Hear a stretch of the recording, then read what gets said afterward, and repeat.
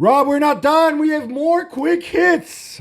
Manchester United come from behind at the half to beat Brentford 2-1. Rob, was Ten Hag right in talking about lies, fairy tales, and noise when they've snapped their winless streak? I don't know. He keeps coming back, doesn't he? The fact that they're down the order and they're not on the back page or the inside back page of the newspapers this weekend maybe suggests that he may have a slight point. When it comes to lies, I don't know. He probably thinks they're all lies about his future. Fairy tales, well, Manchester United is always about fairy tales of theatre and dreams and stuff like that. And noise. If you're the manager of Manchester United, you have to get used to the noise there. But they just edged it, just about did enough this weekend, didn't they? Can I make a suggestion, though? I think, first of all, we should be talking about Marcus Rashford being more effective on the right. I thought that was a great move from him. We should be talking about Højlund's finish. We should be talking about Garnacho's goal. What strikes me, though, he kind of creates this rod for his own back. But he got so angry when Matthijs de Ligt, when he Matthijs somehow hurt himself with that weird challenge that he did. He's bleeding from the top of his head. And twice the referee made him go off the pitch to get medicated. And then he wasn't there for the Brentford goal 5 minutes into first half injury time. And he got so angry because he was off the pitch being medicated. I mean, and he said it was but it was dried blood. Does this make any sense to you? Not really. It's like saying you've got dried coffee, haven't you? If you put water into coffee, it makes it kind of coffee and the coffee spills all over you. And it always rains in Manchester. We know that. So if you've got dry blood on your head and you get a bit of perspiration, whatever, it's going to come down. Maybe this sums up. My family went to the stadium for the first time in a long time to Old Trafford last week, and they were getting wet from the stand. And this is a little bit like the stand situation. And they patched up his head. They didn't do a good enough job, and the blood kept seeping through again. And maybe when they made all of these cuts, they also laid off the cuts man or the cuts woman, whoever is behind these days. When people get head injuries, you see them come back out, and they normally have bandages and stuff on their head. Yeah. With him, it looked like they stuck on a tiny. I don't know if Dr. Nick Riviera was filling in on the sidelines, but no, I would have a go at your medical staff who can't patch him up in such a way that where he doesn't start bleeding again from his head. I mean, it's as simple as that. Exactly. You look stupid, don't you? You come out, and these days there's all kinds of colours and whatever, but you don't look as stupid as you do conceding a goal when the guy's on the touchline getting a little plaster on his head. Gab, Real Madrid switched to a back three against Celta de Vigo this weekend. Come away in the end with a 2-1 win, but you're going to tell me all is not well. All is not well. This was not a good performance. Kylian Mbappe scored an absolute worldie and looked lively. That's good. Luka Modric came off the bench. Magical assist for the second. Great, but you can't. Luka Modric literally now the oldest player in the history of Real Madrid. You're not going to rely on him all the time. Carlo Ancelotti took it on the chin. He says, "Oh, maybe I didn't explain the back three. I didn't explain the plan well enough to the players." He's being a little bit coy. I think some of the players, I don't think their head was quite right. I don't know if you can continue with this back three because I don't know if you have, you need bodies to do that because people will get injured and suspended. It is a solution to find the balance. And by the way, I don't know if you saw Jude Bellingham getting so angry on the pitch when Vinicius is crossing the ball. There's like 8 players between them, but the ball doesn't get to Bellingham and he throws a strop. He has one of those little tantrums, doesn't he? Yeah, not a good look. Again, Ancelotti goes out and defends Bellingham. Oh, he's a winner, blah, blah, blah.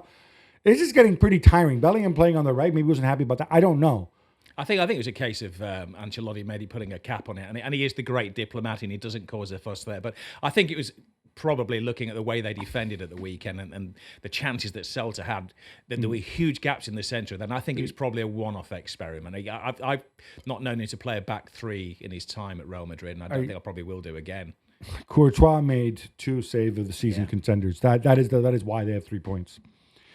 A late John Stones header gives Manchester City a 2-1 win away to Wolves. Rob, should the goal have stood? And for those who don't remember this, it was Bernardo Silva, let's say, interfering, hanging out with Jose Sa.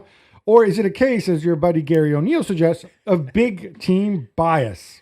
It's great, isn't it, that Gary O'Neill is the man and Wolves are the club that wanted VAR to be disbanded and have a vote in the summer. Yet this week he was hoping that VAR may overturn a goal that none of the Wolves players were disputing. Well, no, the goal was disallowed on the pitch, apparently. Yeah. It was. Oh, was it disallowed on the pitch? Was it? The flag went. I'm assuming that's why it went to VAR. But it's the great irony in that he dived out of the way. He wasn't in the view of the goalkeeper. He's probably the smallest player in the Manchester City team, and it was a mass clutching of straws and Gary O'Neill, the Wolves fans have bought into him, but they're bottom of the league at the moment, and he does like to deflect the blame somewhere. And you say this big team, this subconscious big team bias, which is a new one to say that my team weren't really good enough. I don't know. I think Wolves actually played relatively well. They could have been 2-0 up if Semedo had put the goal away. I think it's a worry that City now in 4 of the last 7 games have gone a goal down. But on the goal itself, I mean, first of all, you should have done a better job protecting the ball. You had Gonzalo Guedes up the other end of the pitch. Just take the ball into the corner rather than trying to remind people that you were once a Ricardo Quaresma wannabe. But when Bernardo Silva is next to the keeper, he can't be offside because it's a corner kick. He can't be offside from a corner. And then they're saying that the keeper pushed him, but when the goalkeeper moved him out of the way, that's when the corner was in place. He can't be offside from the corner. So he wasn't offside at that point. Exactly. He only becomes offside when Stones hits the ball, and by that point, he's gone. And again, as a former keeper, I would always say that if they're in your periphery, then it should be awarded to the goalkeeper. But he literally dived out of the way so the keeper could see the ball. Paris Saint-Germain beat Strasbourg 4-2 as Luis Enrique's team rests half a dozen starters. Gab, I guess that is the luxury that they have in Ligue 1. They do, and they can play the kids. This time it was Mayulu. They've played 4 guys 19 or younger. Even 5 guys 19 or younger this season have started a game for them. 4 of them homegrown, the other one being Desiree Doué. Mayulu scored a great goal. Bradley Barcola coming up big again. I love my speedy Barcola. Yes, this is the luxury that you have. You need to be a little bit careful because also sometimes it can cost you points, and they are level top of the table. It's not like they're running away with it. Tottenham Hotspur beat West Ham 4-1. Rob, many are putting it down to Ange's Pop Sar for James Maddison switch at halftime. Is Ange ball changing?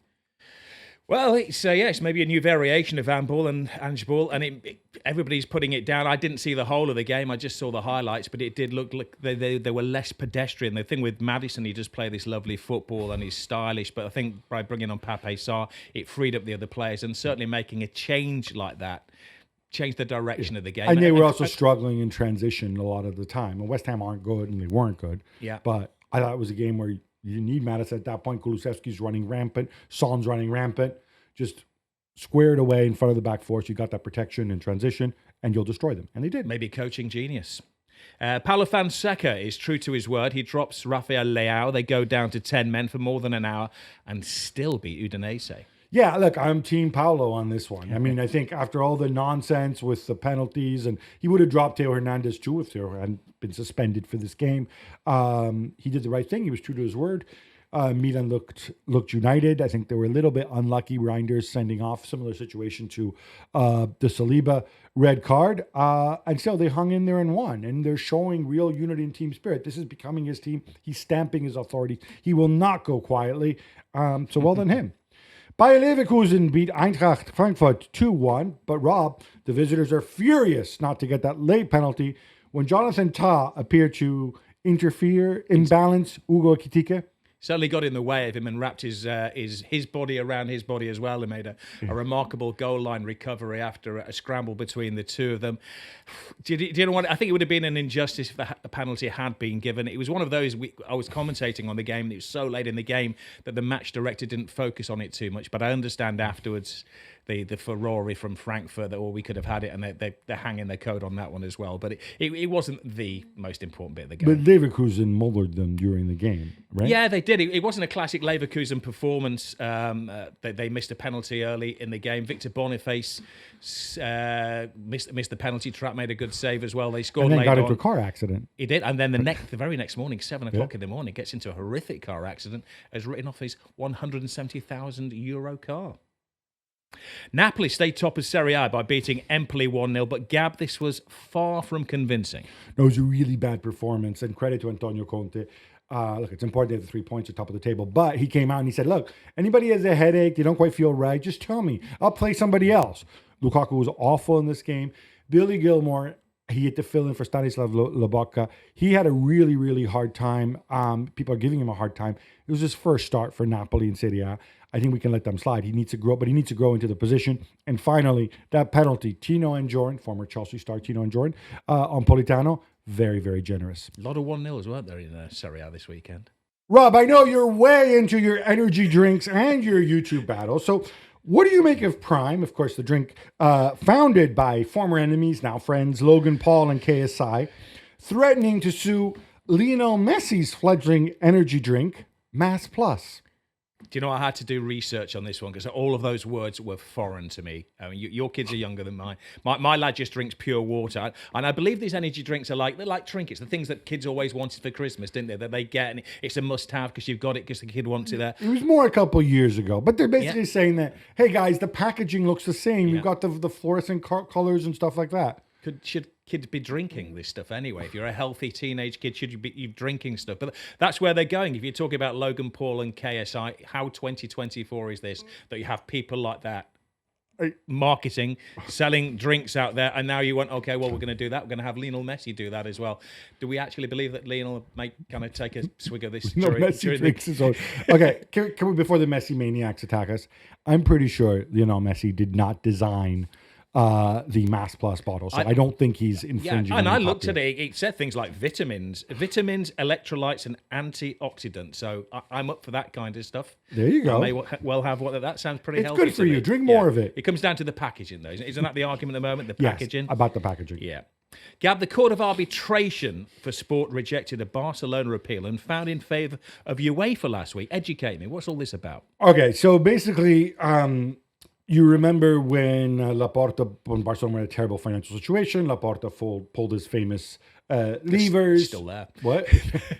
He